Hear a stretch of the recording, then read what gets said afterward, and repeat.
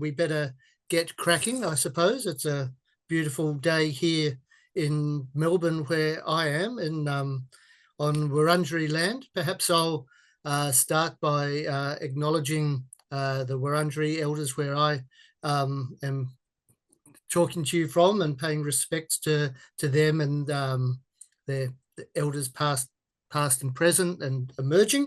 And as usual, extend my acknowledgement, I suppose, to all the people of First Nations people of Victoria who have spent so many millennia looking after our grasslands across the state, and lament, I suppose, our abilities, white settler ability, to absolutely trash them in a brief couple of 100 years. But hopefully people here can help turn that around, and people like Ben Zeeman here, who is our special guest tonight. So Ben is the, now I'm going to get your title wrong, but you can correct me, the Senior Biodiversity Officer, something that'll do, close enough, at Glenelg Hopkins Catchment Management Authority, and Glenelg Hopkins, along with Corangamite, the two main catchment authorities of the Victorian Volcanic Plain. Ben is a plant ecologist. He completed his PhD about 10 years ago, and pretty much scooted off straight away to look after a vast amount of land, and put his remarkable skills to great use. So I will now hand over to Ben. We'll, of course, have lots of questions at the end. Please just put them in the chat. Probably feel free to jump in and interrupt him too. I'm sure he'll rise to the occasion. Okay, thank you, Ben. No worries. All right.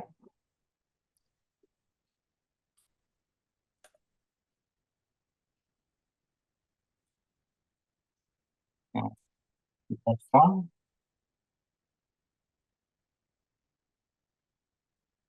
Dramatic tension.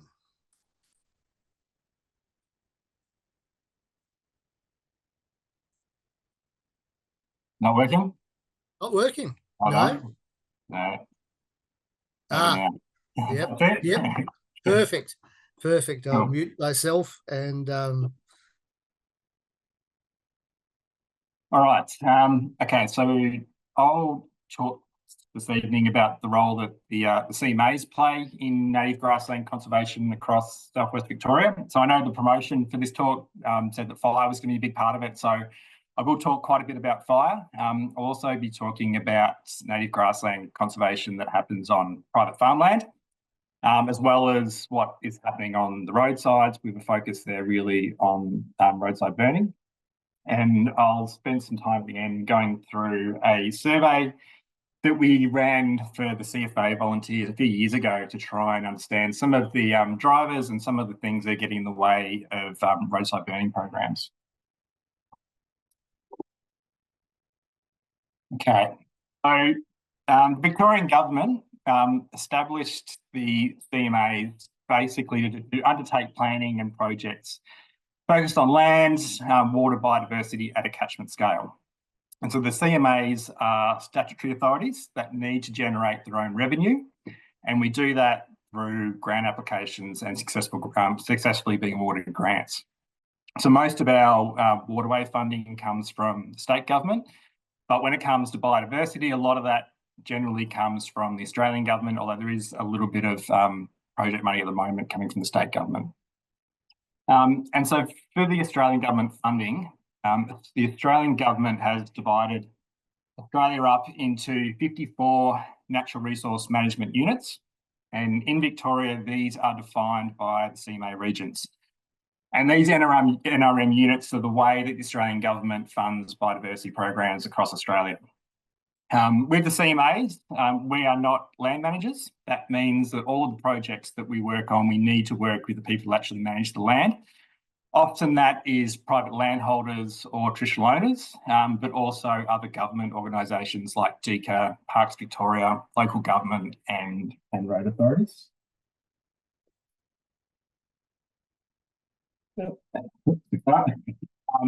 Okay, so currently our major funding source for biodiversity is coming through the Australian Government's Natural Heritage Trust. This is the new version of what previously was the National Landcare Program. This is the priority program for the Australian Government to deliver their Federal Threatened Species Action Plan. And in this plan, they have prioritised just over 100 EPBC listed species and 20 priority places. And so for us to be competitive when we apply for grants, we need to make sure that we're targeting the priorities outlined in this plan. And a key for us in our work on grasslands is the Southern Plains priority area, which on the map here, it's right on that border region with Victoria and South Australia. So it includes the Victorian Volcanic Plain and then the karst system that goes across Victoria into South Australia. And we've been able to successfully get a project up focused on grasslands, and there's similar projects happening across the border from us at Corangamite CMA, but also with Melbourne Water running a grassland project as well. And so this program will fund our conservation work for grasslands on private land through a stewardship program, also through the roadside grassland conservation through the Linear Reserves program, and we have some traditional owner-led projects as well, being led by Eastern Maar and Wadawurrung. Yeah, so natural temperate grassland, the Victorian Volcanic Plain, the main bioregion in Glenelg Hopkins. It covers about 46% of our region, and just over half of the volcanic plain is in Glenelg Hopkins. I think about 52% of the VVP is in our region. It's not all grassland though. We have a diverse range of ecosystems, a lot of seasonal herbaceous wetlands, which are also EPBC listed. There's also woodlands and then forests when you move down towards the Gomobini.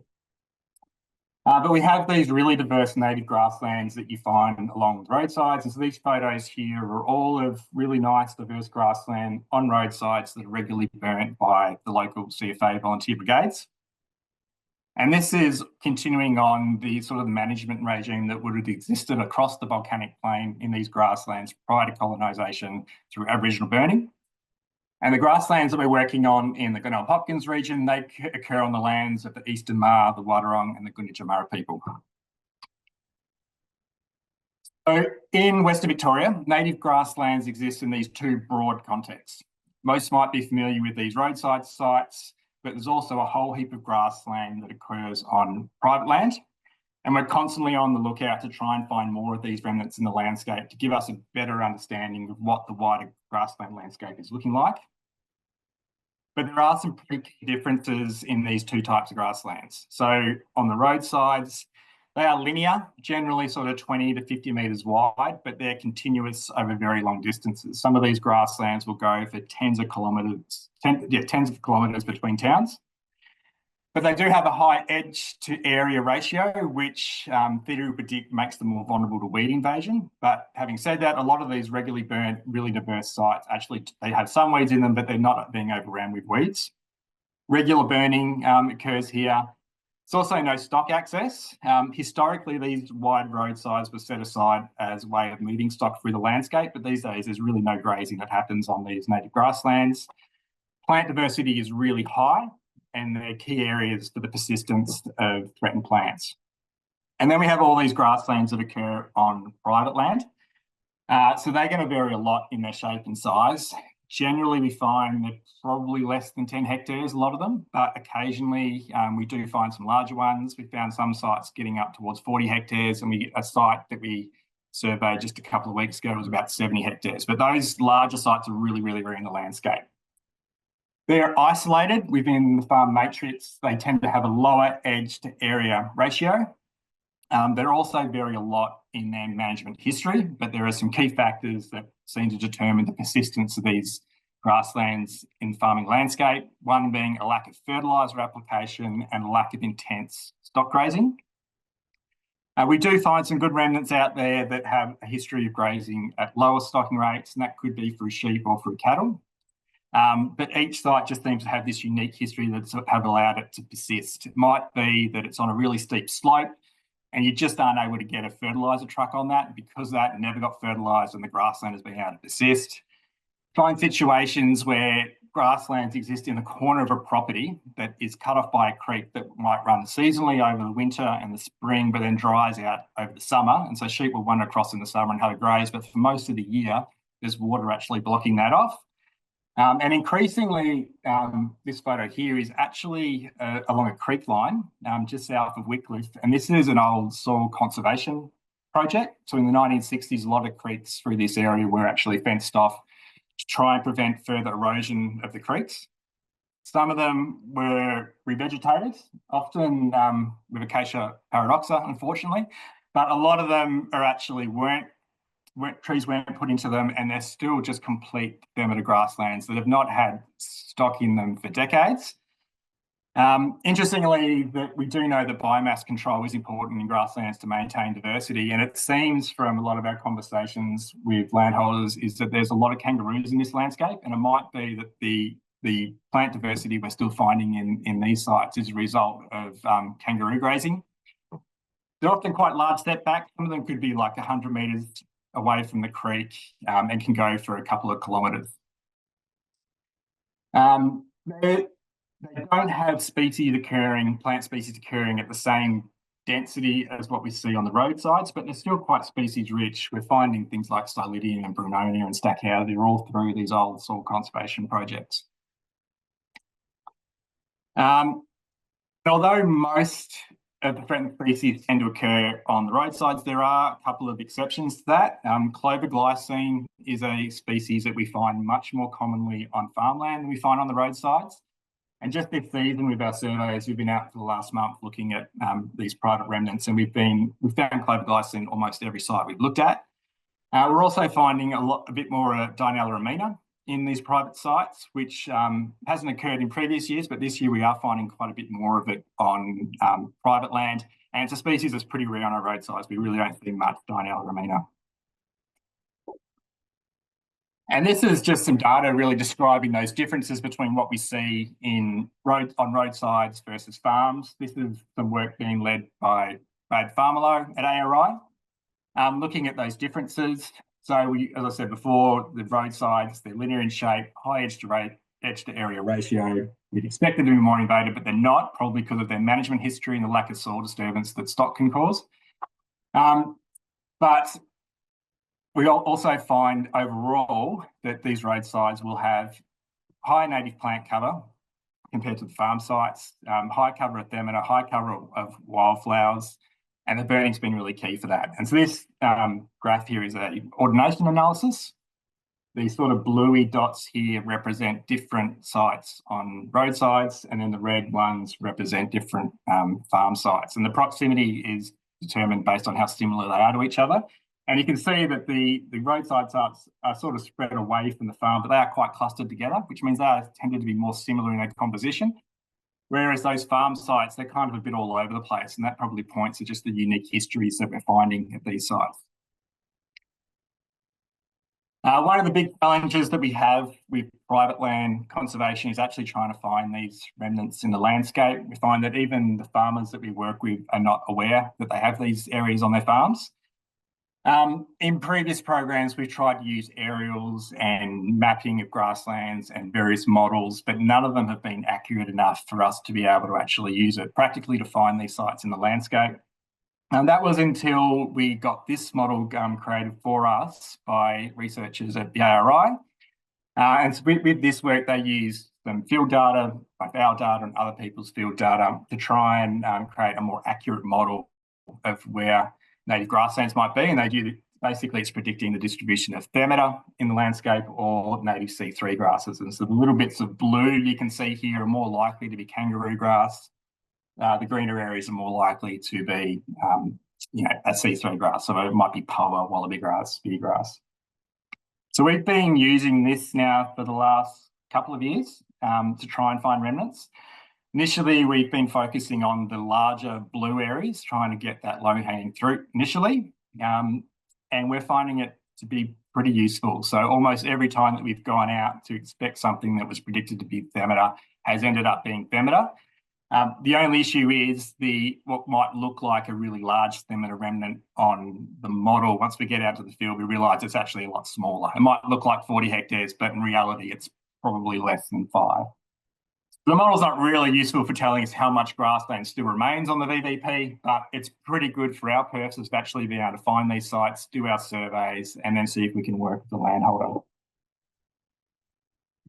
And so when we find these sites, we talk to the landholder about participating in a stewardship program. So this would involve us developing a management plan for the site, which also acts as a contractor with the landholder to improve the conservation management. And for doing this, the landholder receives funds when they complete the activities that are outlined in the plan. And these sort of things could be changing the way that the site is grazed, so keeping stock out of there throughout the winter and the spring, allowing species to flower and set feed, and then maybe grazing for short periods of time, sort of late summer and the autumn. Doing that might involve needing to construct some additional fencing, looking at stock water, things like that we have funding for. We also have quite a few landholders that are willing to burn their sites, which we've been encouraging. So these photos here of a couple of landholder sites from a previous program that we're quite happy to burn. This isn't for everyone though, because of the risks that are involved with burning. So we can't force people to do this, but luckily we've been able to encourage a few landholders in the previous program, and hopefully going forward we're going to do that again with our new landholders coming on board. We're also focused on the threats at the site. So this is controlling things like rabbits, foxes and weeds. And this here is, in the middle here, you've got a bucket here that a landholder has been running through their site and pulling out their South African weed orchid, which is a really hard thing to get on top of in these sites. So basically these programs allow us to try and create the conditions that might allow for an increase in plant diversity.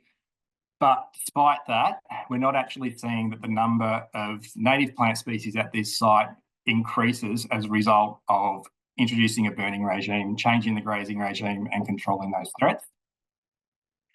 And this review paper came out a couple of years ago. As far as I know, they weren't using any data from our region, but they could have, and they would have got the same result. Basically, this research was a review of programs that have reintroduced fire into native grasslands that had been grazed previously. And based on this work, they were able to show that they weren't actually leading to an increase in plant diversity. And we probably should have known about this already, given John Morgan's work in the late 90s on the lack of a soil stored seed bank in native grassland systems. So we're not able to bring back diversity simply by changing the management and controlling the threats, because we don't have that seed bank there. So if we want to increase the number of plants that are occurring in these sites, we need to do a bit more work, and that's going to involve reintroducing the plants. And for that, we need seed, and we probably need quite a bit of seed for that. This is another little side project that I'll chat about just briefly, focused on some of the plants that we just don't seem to find on private remnants. So we've got here the white daisy is Lycochrysum albicans tricolour. Our region is a bit of a hotspot for it on the roadside, so around Wycliffe, Chatsworth, Wallora, places like that. There's some decent populations of this plant, but so far I think we've only found it on one landholder's site. Then the yellow daisy next to that is the button wrinklewort, Rhedodosus leptorhynchoides. That just doesn't occur on private land, apart from the sites where we've reintroduced it previously. The larger little billy button here is the Darrenellen billy button, Craspedia basaltica. There is a site just out of Wandoo which has quite a large population of this, and there are a few other areas I've noticed around sort of Wandoo and Dundonnell where you see the odd plant, but not many, and I haven't found it on private land yet. In the little bottom corner here, we have the Tylotus erubescens, little hairy tails. There is one really nice population of this, sort of up towards Wallora. I have found it on a landholder's site, but only 2 plants, so not really in significant numbers. And then the other one here is the Dianella ramina. Until this year, we hadn't found it on private land, but we've actually have found that in a few sites just this year. So these are the species we rarely find on private lands, and we want to see if we have a stewardship program, are we able to get these plants re-established in sites where they're not currently occurring? And so we've got this project focused on the seed production for 17 threatened species that occur in our grasslands and some of our sort of wetter systems as well, so sort of heading towards those seasonal basis wetlands. This is funded through the Victorian Government's Nature Fund. There are 17 species here, but we have actually added an 18th, which wasn't part of our grant, but we then ended up adding it to our collection permit afterwards. So Xerochrysum palustre is an 18th species that we've added to the project. And it's a bit of backup for us if any of these ones fail. We can still hopefully get to that 17. First step in this was spending quite a bit of time in the field trying to find these old populations and seeing if they're still there. And in the process of doing that, we actually found a lot of the historical records for these plants. They just can't be found at those sites anymore. But for the way we could find them, we collected seed and then set them up in a seed production area so that we don't need to go back to the wild in the future. Hopefully we can use that seed production area to get the seed that we need. So far, all of the plants that we've worked on, we've been able to get up in the nursery, apart from the Homosperma polygaloides, one up the top there, a little pink flowering plant. That was a really hard plant to collect seed from. I was only able to get 12 seeds off it last year using tea bags to try and make it a bit easier. And then none of those seeds germinated. So that one's quite tricky, but we might give it another crack this season. And this is the what the seed production area looks like. So this is set up at David Franklin's nursery in Chatsworth. And most of these plants will hopefully, well, a lot of the daisies certainly will start producing seed this year. And we'll then work with ARI to set up a monitoring program and an experiment with our stewardship program to see if we can start experimenting some direct seed methods in the stewardship sites and then coupling that with an improvement in management that the landholders will be doing. Focus with this will probably be more on the daisies and the grasses where I think we'll have more success. The other species we might focus more on trying to get them into grassland restoration projects. This year we actually had quite a bit of an excess stock in the development of the seed production area that we did plan out into the field. So we put quite a few plants out at Mount Van Dyke, which is a Nature Glenelg Trust grassland restoration project, a pretty ambitious project trying to restore that 40-hectare volcano. We put a couple of plants into the Warndoo Chatsworth Land Care Group's restoration sites. We've also got some restoration sites at Glenelg Hopkins, and we've put quite a few plants out there. And then there were some sites with Wadawurrung out at the Morrimong Estate, and then with Eastern Mar down at Warrnambool as well. Okay, so I'll move on now to the linear reserves program, which is focused on roadside burning and controlling weeds on the roadsides. So this is a project that has a relatively small budget, and it is heavily reliant on the work of the CFA volunteers. And really they are the most important grassland managers that we have across region Victoria. Without them, we wouldn't have these really diverse grasslands on the roadsides, and we wouldn't have those threatened species populations that we're able to collect seed from still existing. This program is able to make small payments to brigades when they burn what we have determined to be the high priority roadsides for that particular year. And then we've got a bit of funding that we can allocate to weed contractors to do some follow-up weed control of these sites. But this program is very much dependent on that volunteer labour. And obviously fire on the grasslands, as I said before, it has a long history going way back before colonisation for tens of thousands of years with Aboriginal burnings. This is a way of kind of trying to get continuing that land management practice. Before I go into that, I'll just highlight this paper, which I found pretty interesting, that came out a few years ago. And this was focused on the history of the Dunkeld Volunteer Fire Brigade and the culture of burning that existed out there. And this paper gives us a bit of an idea as to how long communities have been burning their roadsides. There's documented evidence here of it going back to at least the 1940s. It may have been occurring longer than that, and they just didn't write it down, or we haven't found those records. And it describes a practice that operated very differently to how things work today. There are descriptions here of children running around on the back of trucks, lighting up the roadsides. This was very much a community level approach with multiple generations out there being involved in the burning and passing down knowledge. And that's a very different context to the way things are now, with the focus on risk, OHS, and centralised decision making. And maybe that's part of the challenge in maintaining burning. Okay, so one of the things we have noticed with the roadside burning is that it isn't occurring at the same extent as it did historically. It appears to be in decline. So back in 2020, we set up a survey that we sent out to CFA volunteers to try and understand to what extent is roadside burning changing across this volcanic plains landscape. What are the factors that both enable the burning programs to occur and what's getting in the way? What are the motivations for people that participate in these burns? And we sent this survey out to the volunteers at districts 4, 5, 6 and 16, which covers the rural distribution of the Victorian Volcanic Plain. We had 131 volunteers respond to the survey, which gave us a 14% response rate that we're pretty happy with. The survey itself is a mix. Well, it's mainly on questions asked on 7-point Likert scales, but we also had lots of space for volunteers to provide additional comments, and we actually got a lot of additional comments through that, which was really useful to try and understand exactly what's going on with these trends. I'll run through some of the results of this survey. One of the first things we asked was whether the volunteers believed that burning was in decline. So we had 2% said it actually increased in recent times. 18% said that it really hasn't changed much, but we had 57% of volunteers saying that it is in decline. And then there was some brigade, so 20% of volunteers said they don't participate in burns, and we had a couple that were unsure. And then some of the quotes that people were providing to give us a bit more insights, I've written down here. So they used to burn approximately 14 kilometres of roadside each summer. This hasn't happened for at least 20 years.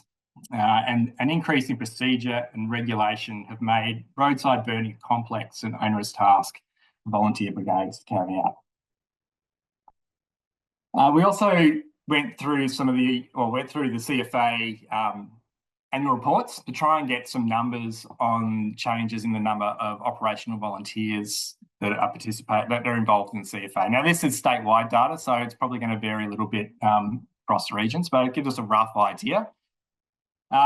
Based on that information, there's been a 30% decline in CFA volunteers over the past 20 years. And we got plenty of comments as well from participants in the survey, sort of giving us some explanation as to why they think that's the case. So it's getting harder to get people to volunteer their time.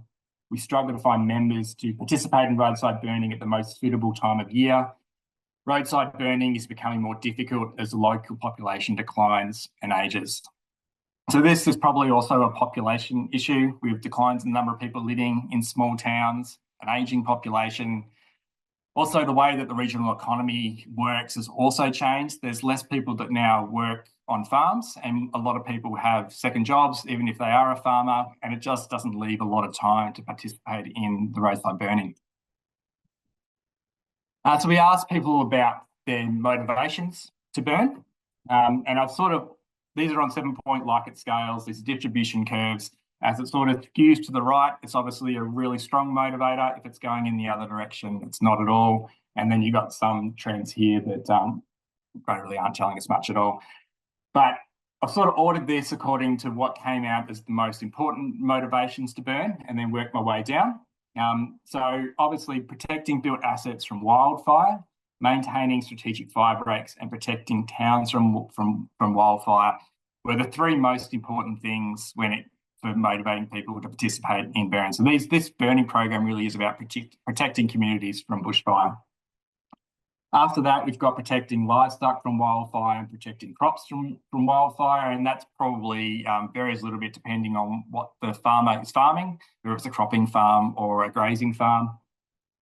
We asked a little bit about the connection with community and what sort of impact that has on their motivations. So we asked about connecting and spending time with others in the community. That trended towards being more important, but it wasn't the strong driver compared to really reducing bushfire risk. We thought that maybe connection with history could have been important, so we asked about continuing the work of previous generations. Again, sort of similar response to spending time with the community. Yeah, it's important, but it's not the main driver. And then we also asked about how important it was for the maintenance of native grasslands. And interestingly, here, of course, it's not as strong a motivator as protecting people from bushfire, but 82% of people said it was at least somewhat important, and 27% of the people that responded to a survey said that it is very important. So protecting the grasslands is part of the motivations to burn. It's just not the primary driver. And we've got some quotes here. So we're protecting our community. Roadside burning provides a good training opportunity and allowed new members to be exposed to grass fire in a controlled environment. That's something that we didn't ask on the survey. We probably should have, because these roadside burns allow people to get experience working with fire before they actually have to go and put out a bushfire. And then, yeah, some people had comments about promoting fire-adapted native vegetation communities. We also asked about the factors that currently prevent brigade members from undertaking roadside burning, and the responses were pretty varied to this. The interesting one, though, that got the strongest response was concerns that environmental law was getting in the way of burning. Now, this could be that there's some misinformation going around, and that maybe we just need to try and get the right message out there that totally roadside burning is consistent with environmental law, and it's a really important process in maintaining the native grasslands on the roadsides. But it could also potentially have something to do with fire breaks.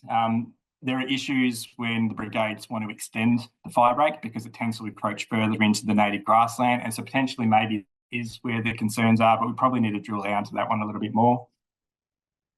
We asked whether the brigade had enough members to undertake the burning. Pretty mixed. Some people are fine, they seem to have enough members. Others say it's a big issue. Having the time to participate in burns, again, similar response, pretty mixed across the brigades. Not agreeing that the timing of the burns is actually serving the purpose of protecting assets. Pretty mixed response again. It's not, can't really read too much into that. The window of opportunity to undertake burns, you can certainly see a trend there towards people agreeing with that statement, that the opportunity to actually get out there and do these burns safely is in decline. And does your brigade have enough resources to undertake roadside burning? People tended probably more to disagree with that statement than agree.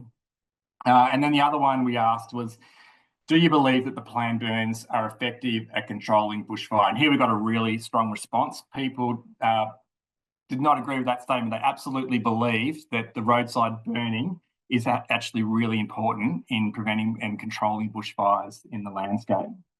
And we've got some comments here. So often the best time to burn coincides with peak time for harvesting, with that very brief break following when farming families can take a few days at the beach. It's rare that all roadside burning is able to be achieved. And this was an interesting one. We asked the brigade members about when they believe it's best to actually undertake the burns. And I've got a graph here where I've pulled out some long-term monitoring data from native grasslands in our region following flowering right throughout the 12 months of the year. And so on the broken line on this graph is basically when native grassland plants are flowering. You can certainly see that there is a peak flowering that happens in November, but also quite a bit of flowering happening in October and December, and certainly there'd be a lot of seeding happening in December. Now, the red line is when brigade members would believe it's best to undertake their burns. Now, at the moment, December is when they believe it's best, but that's followed by November. And that's coinciding with those really important periods for grassland regeneration. This is flowering and seeding. And we've got some comments here. So this first comment here is probably someone that believes it's better to burn early in the season so that they can act as a summer fire break while at the same time refreshing members' skills ahead of the main fire danger period. I can certainly understand the logic in that, being able to get people trained up on these roadside burns before the bushfires actually come later in the season, as well as trying to get those fuel loads low so that the fire risk isn't there later on. But then we had other people that talked about the needing to cure fuel loads. So fuel loads need to be 100% cured. The summer months are required to cure the fuel loads. So that's probably someone that's more interested in burning later in summer, so maybe January, February, March, when the fuel's there ready to go. And then a comment here for someone that was preparing to burn much later in the season, so April, end of fire season. Once the real fire danger period has passed, could be a good time to burn and clean up heavy, dense fuel load locations in the region. Okay, We also asked brigade members about their beliefs regarding the differences in fire behaviour between areas that are weedy. So for us, our main grassy weed that we have on our roadsides is Phalaris, and it really does take over and outcompete and remove native grasslands through competition. So we asked whether they thought that Phalaris burns more intensely and with faster rates of spread than native grasses, or whether native grasses burn more intensely and with faster rates of spread. And overwhelmingly, people believe that Phalaris is a more dangerous fuel to have in the landscape than native grassland. And that's a really important point for us to really tap into when we're talking to brigades as well, because their roadside burning is not just getting the fuel loads down, but it's also about maintaining native grasslands in the landscape. So they have what they perceive to be these almost green fire breaks by having native vegetation on the roads. And there's a comment here for Phalaris is the enemy when burning roadsides. Almost every breakaway can be attributed to Phalaris heads. It makes burning very slow to be safe. Shorter native vegetation will burn to the break and really get over.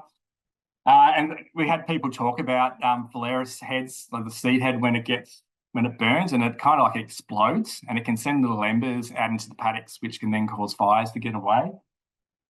And this belief that the brigades have about these differences in fuel type, it's pretty consistent with the ecological literature. I know John Morgan had an honours student, Zach Walker, a few years ago that was actually quantifying differences in fire behaviour between Phalaris and native grasslands in this landscape. And we certainly know that Phalaris burns faster, it's more intense, and it's a lot more unpredictable than pretty consistent patterns you get with native vegetation. After that survey, we produced a report and we sent that back out to the brigades and to the CFA so they could see the results as well. And that led to an invitation from the Westmere Fire Group to have a meeting and discuss some of the solutions. So the Westmere Fire Group is made up of 19 different volunteer CFA brigades, and they cover 400,000 hectares of land. And this is a hotspot for some of the highest quality and most diverse native grasslands on the VVP in our region. So this is where we get really important populations of things like button wrinklewort, the hoary sunrays, the Dilotus erubescens. They're on the roadsides that the Westmere Group are looking after. So they said to us that prior to 2013, they were burning 483 kilometres of roadside every year, which is a huge amount of work. And if we had to pay for that, I'd hate to think what that would cost to get contractors out to do that work.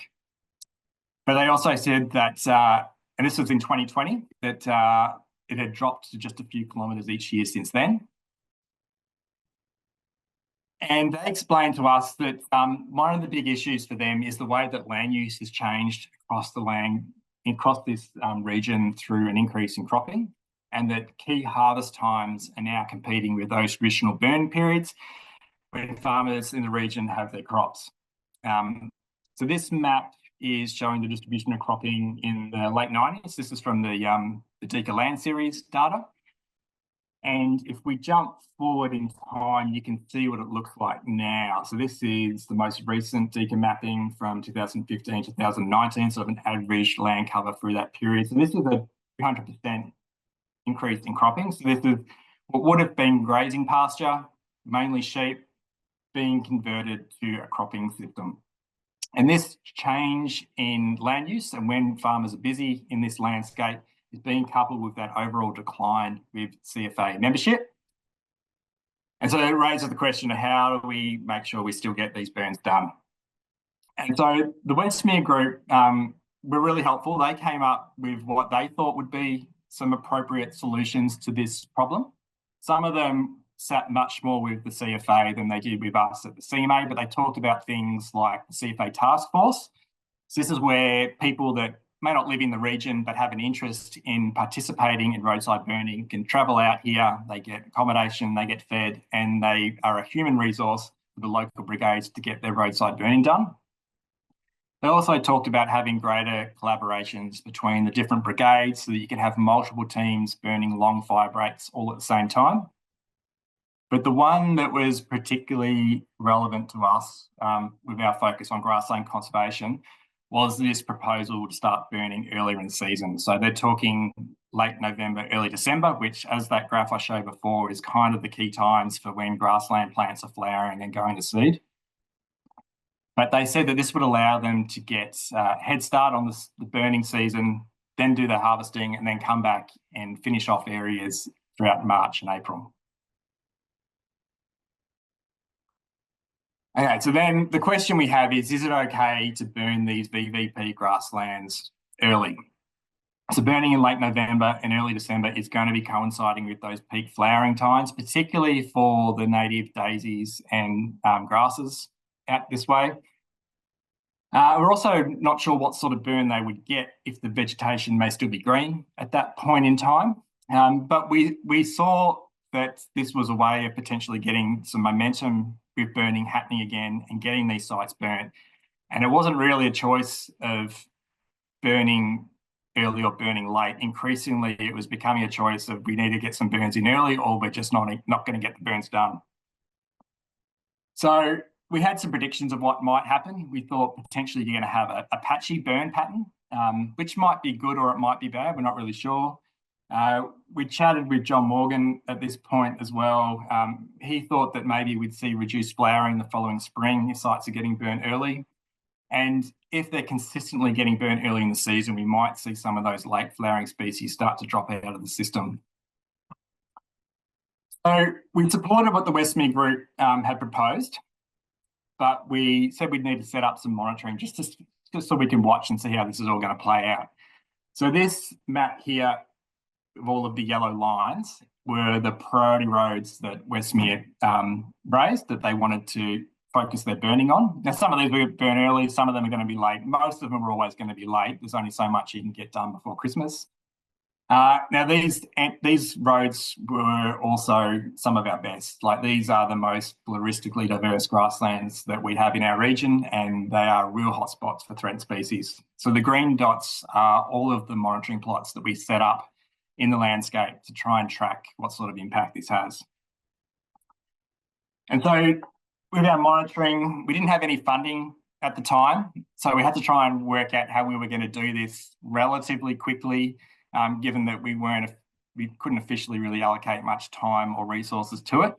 But we came up with a method using 20 metre by 20 metre plots across 12 locations. At each of those plots, we survey species composition. So we go through and we note every single plant species that occurs in these plots, both the native species and the weeds.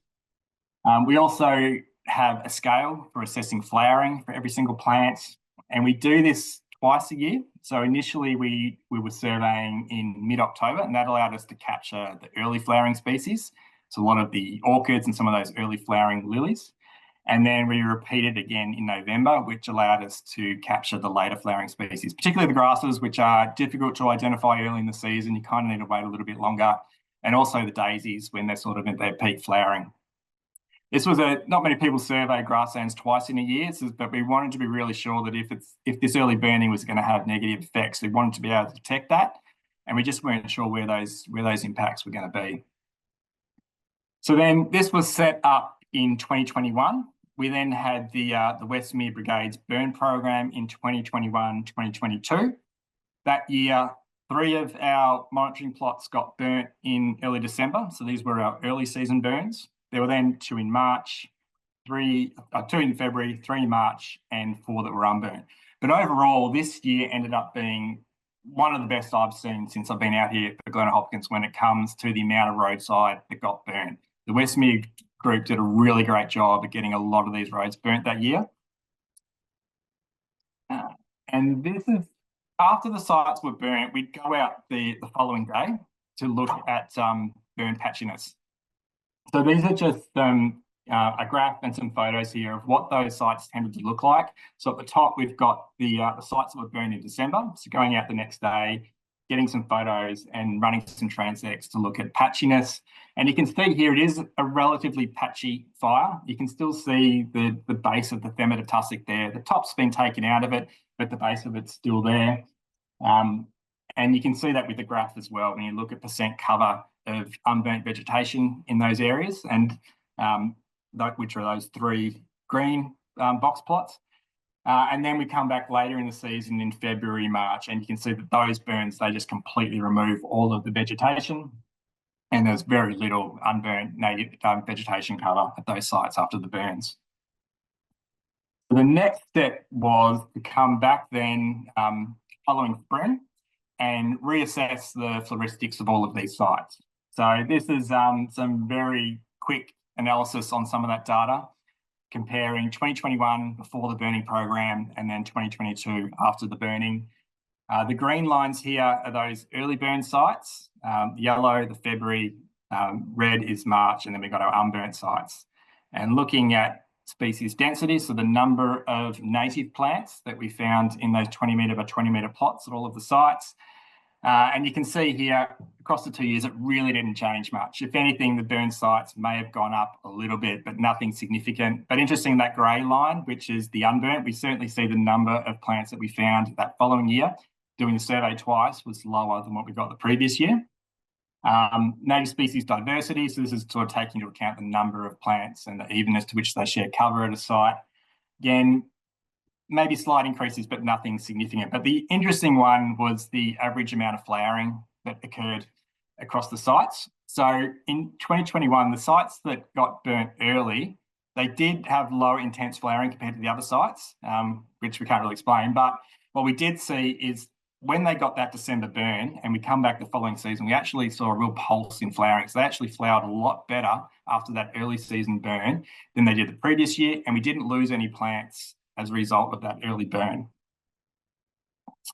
And these are some photos of what those early burn sites look like. So these are photos that were taken in October 2022, following the burns back in December 2021, so sort of 10 months later. And you can see that it was a really amazing year for flowering, like heaps of lilies popping up at these sites, and they looked really good. Now, the reason I've only got data that goes for that 2021-2022 season is because we actually haven't had a lot of burning happening in the region in the last couple of seasons, and we certainly haven't had any early burning happening, which is interesting. Last year, it looked like we were going to get some early burning happening, and then it was really dry, and then we got to the end of November and it started raining, and it got really wet then until sort of mid-January. And so no burns happened, and it ended up sort of having a knock-on effect, it seemed, to the rest of the season. Just wasn't the extent of burning happening that year or the year before that compared to this 2021-2022 season. It also sort of shows that it's probably pretty unlikely that we're going to get consistent early burns happening in this landscape, even if we do say to the brigades to basically go for it and burn their sites early, because other factors are going to get in the way, and it's just not going to happen. Maybe that might change with climate change. We're not really sure, but we've kept monitoring these sites over that period, even though we haven't had the same amount of burns and we haven't had the early burns. But we've had now 3 years of continuous monitoring of these sites. So once that eventually does start to happen again, we'll be able to detect if there are any impacts that we're not that we're concerned about. As we come into this next fire season, this is the fire danger rating, and you can see Southwest Victoria is looking pretty red. And certainly the landscape out here at the moment, it is really dry. So maybe this is the year that we start seeing some more early burns happening. We've done our October monitoring this year. We'll head back out the end of November and do our follow-up monitoring, and we might start seeing some burns happening after that. But at least we'll have that data ready to go to try and unpack what's happening. Okay, so I'll finish up there, but just to conclude, the CFA brigades, they are facing some significant challenges in maintaining their burning programs. But without their burns, some of the best grasslands that we have in Southwest Victoria are going to lose their diversity. There is still strong motivation to burn roadsides among the Westmere Brigade. We also have good burning programs happening in areas around Dunkeld, Cavendish and Penshurst, but in some areas, some of the brigades are really struggling to get their burns happening. The monitoring that we're doing will help us to understand the ecological impact of burning early if that becomes more common. Based on how the last few years have played out, early burns just don't seem to be something that's going to be likely to happen every year. But as I said, the drivers for that may change with climate change. And so that's why it's important that we keep this monitoring going in case things start to change. And this year might be the year where we do see some early burning happening again. Cool. All right, I'll leave it there. Brilliant. Thank you very much, Ben. That was fantastic. So much rigor and logic and sensible science going into how you're approaching your grassland management across that huge area. Lots of questions in the chat. Maybe I'll just quickly start off by asking you about the statewide Plan Burn Task Force. Is that something that we should all be rushing off and joining then? Is that I actually looked for it on the CFA website. I couldn't find it on there. It was like it didn't like it's a secret or something. We can check with the CFA. Hopefully it's not that hard to find, but if you like, we can chase that one up for you and we can provide some information. But yeah, if people are interested in coming out and burning, I'm sure there's plenty of opportunities out here. Yeah, okay. All right, so where do we start with all of these questions? Hey, research, lots of questions about the research. Any correlation with the rainfall amount and seasonality going on there? That's from Kath Rawlings. Okay. In relation to the burning or the... Yes, in the 2021 early burns. So yeah. So dry year that year, which allowed them to get out there and burn early. But then we've had a couple of wet summers in between. And as I said, like last year, we were so close. There's some of the roads that were desperate to get burned and looked like it was going to happen before Christmas. And it didn't because of that rain that we got in late November after it being a really dry year up to that point, and then it just continued through to December. So rainfall is a strong driver of being able to burn, but also if it gets really wet, the perceived fire risk in the landscape declines as well, and so the motivation to burn might also drop off. Yeah, but it's also a strong driver of flowering too, isn't it? I guess that's what Kath was suggesting. It is. But I would say that burning, a site that gets burnt flowers much better the following year, regardless of what the rainfall is. Like, this has been a really dry year out here this year, but if you go and look at the road from Chatsworth to Wycliffe, which got burnt this year, and it is the standout grassland that we have in our region at the moment, it's looking amazing. The flowering is incredible. And that's happened in a really dry year. So rainfall probably is playing a role, but certainly burning and getting a burning done the previous season is a much bigger driver. Okay, fantastic.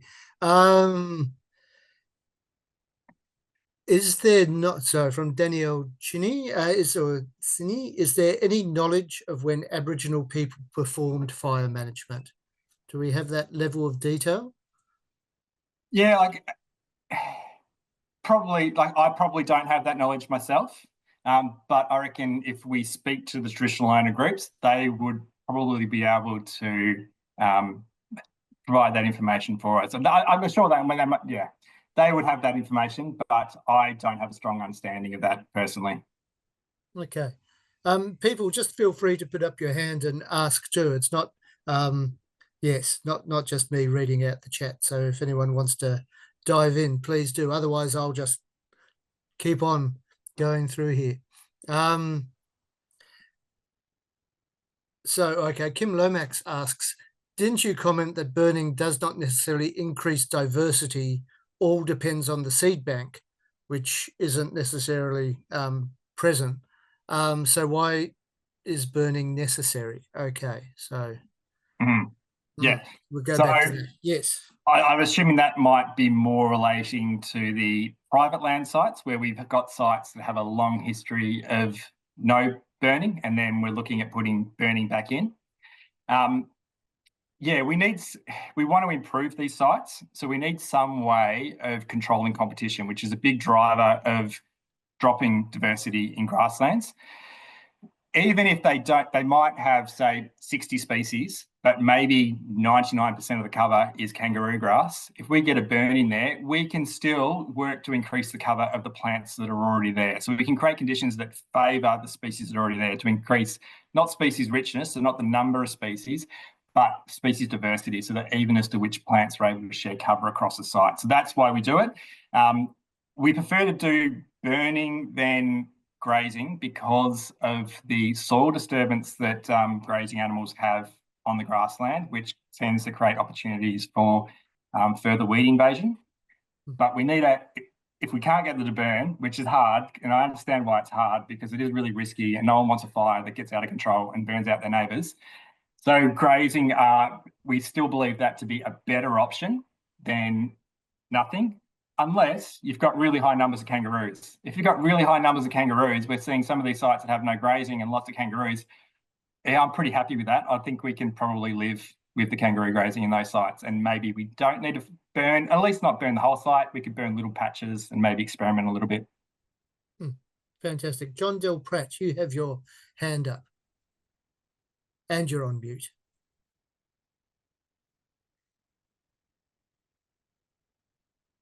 All right, well, while you're sorting that out, Debbie, you're on mute and you have your hand up as well. Okay, I'm here. Ben, why do you think the Dianella and the Swansonia were more prominent on farms? That seems interesting to me. Oh, the glycine? Yeah. Yeah, because I know they're very rabbit, you know, the rabbits just eat them to death. So is there something going on the farms? I know, so John Morgan has said in the past that he thinks that glycine doesn't like fire, and that may be true. We don't really know. And the Dianella, like, it's hard to know how much to read into it and how much is it the landscape we're working. So some of the sites we're working at the moment are on the Dundas Tablelands. There's a little gap in the VVP around Wycliffe and Chatsworth where the Dundas Tablelands comes in. And so that's where we're finding it. So it could be just the landscape as well, different part of the landscape. I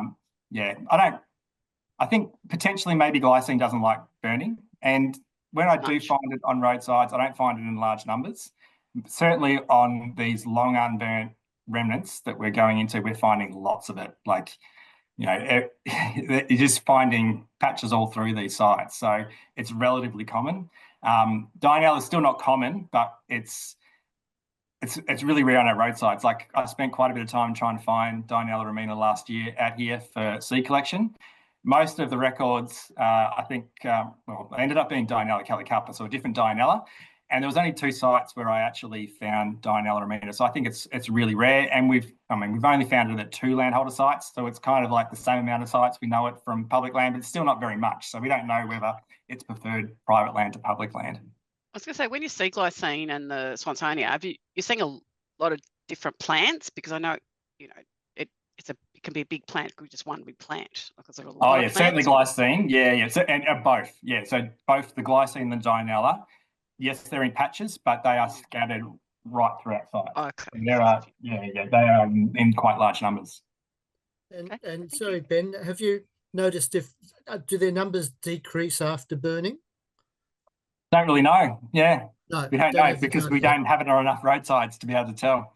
Okay, but on your farm, they're the ones that are on the farms, and you've got them being burned. Yeah, well, no. So on the ones we're finding, and it's been more recently, it's the old 1960s soil conservation projects where large areas beside the creeks were fenced off to control erosion, but it was all left as stem of the grassland, and it's had no stock in it. It's had a lot of kangaroos, but it's had no burning. It's just been forgotten about. So there's little forgotten lands in the landscape, and that's where we're finding lots of glycine. And interestingly, you might have noticed from the photo I had of that really bright green moss in between the Themata tussocks, and that seems to be where it grows. It's growing out of this bright green moss, and we don't see that moss on the roadsides that get burned all the time, but we're finding a lot of it on these fenced off Themata areas. Okay. I was just going to say too that I found Pimelia definitely benefits from the time that they burn, and I know that they traditionally, when I looked in the fire records of all the trucks that I did my PhD, they did it always at the end of whenever the harvest was brought in, around that November, December, prior to the hot summers. And I definitely think it benefited Pimelia over time. Yeah, absolutely. And Pimelia is probably it's flowering much earlier in the season. It's going to seed much earlier in the season, so it's probably relatively safe compared to like the podolepis in the background there, which is probably, potentially going to, yeah. Not benefit. All right, John Del Pratt, are you with us? I'm with you. Ben, thanks for that. Terrific data. Look, it's an old chestnut, I know, but looking at that flowering after the burns that you did achieve, and I sort of recognise that one of them's along that Chatsworth Road there. Yeah. Long unburnt now and looking very tired. But do you have any sense of how long you'd have to look at this for to determine that question of whether you burn at the same time of year and how often, or whether you would swap your burning from one time to another? And I'm not suggesting you'd have the answer now, but looking at that strong flowering after the burn you did achieve, what would you, for that landscape, what would you be thinking would be the next burn?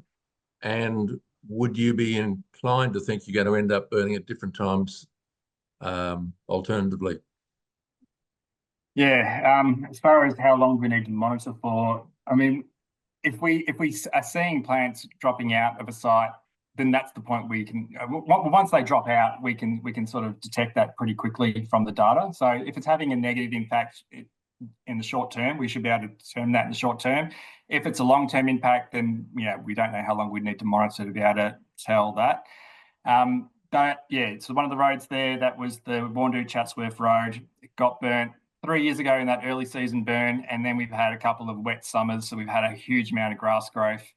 I think, I wouldn't be concerned if that site got burnt again early, and I sort of almost want it to get burnt because the flowering intensity from the recent survey there is really, really low. That site is really, really struggling at the moment without the burn.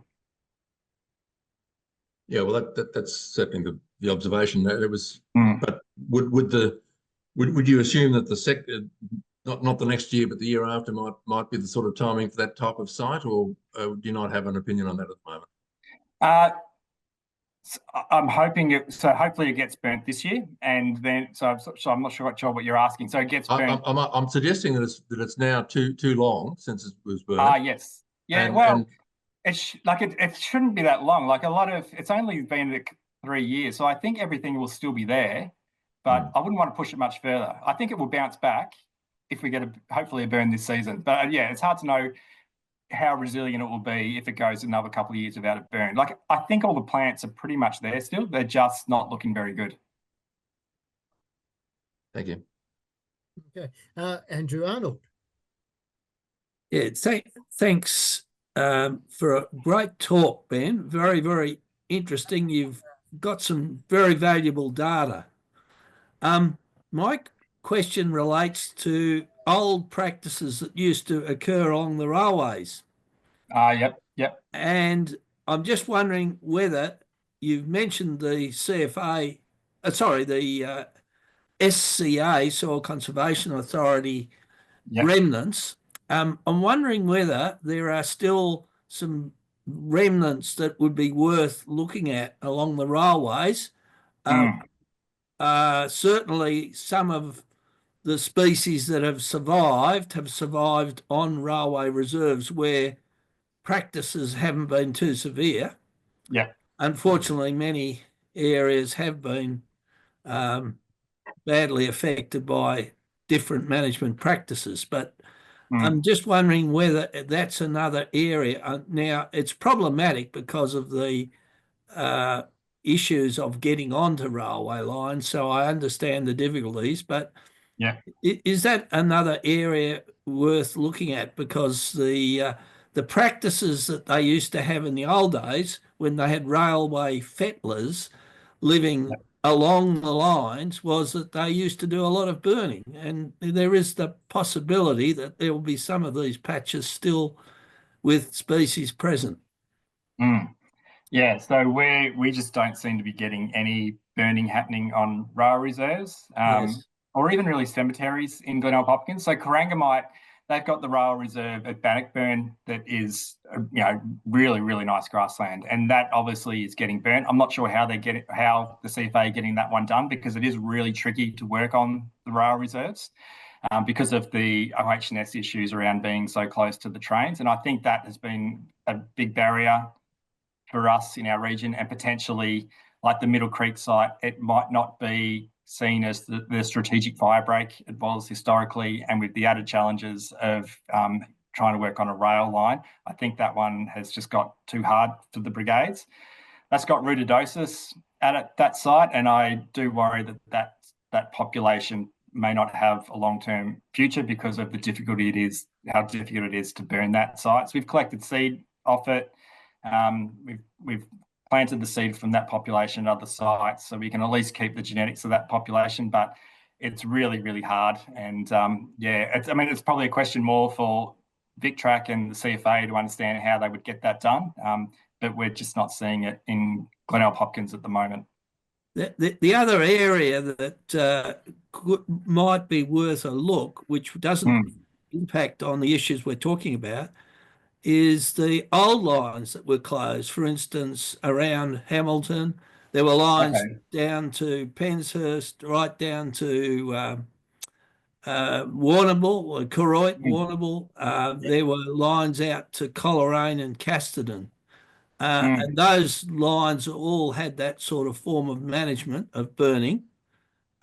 So it may be worth looking at some of those areas if they haven't been destroyed by other impacts in the meantime. But it may be worth looking at some of those.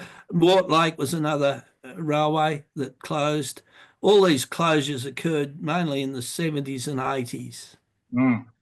Cool. All right. Yeah. But, the one I'm thinking of is the Skipton line, where there are still good patches of native vegetation. And in fact, that is managed as a rail trail, and the impacts there may not be too severe. Cool. Oh, yeah, we'll look into it. Yep. Had more work for you there, Ben.